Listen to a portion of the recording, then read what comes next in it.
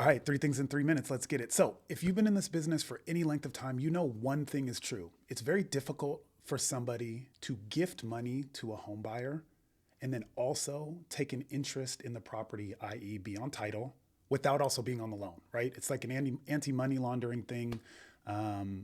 It goes back to fraud that's been committed in the past. Basically, banks don't want somebody bringing money in, taking an ownership position in the property, and not coming under scrutiny. Well, there is one exception to that. I want to point this out.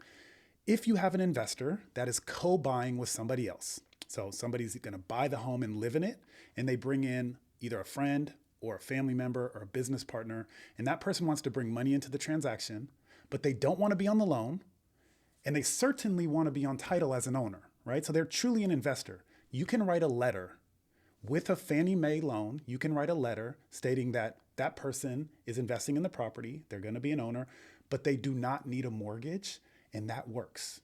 It's not a gift. It's not something where it's outside of the rule book.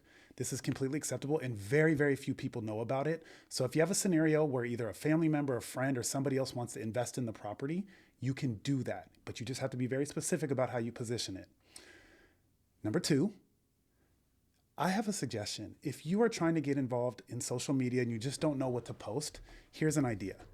Get out of your mind all of the how-to stuff, how to do this, how to do that.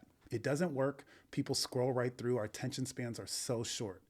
If you want to get cut through, how I is starting the story about how you did something or how your client achieved a goal. If you frame it that way, people will give you an audition. And remember, don't come on the screen and talk about your day. Hey guys, it's Wednesday and I'm just sitting here. Nope, they're already gone, right? They might have hearted it up if they're your family members, but they already scrolled. Jump right into it and talk about what you did and what it achieved and what you learned.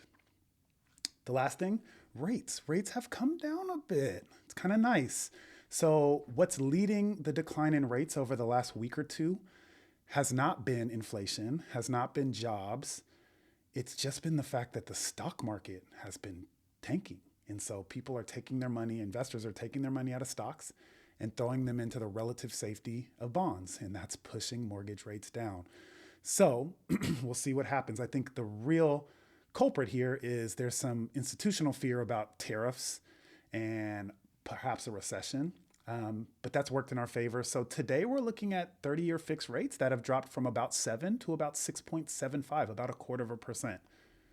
We'll see what happens going forward, but I know we will all take it right now. All right, y'all got this.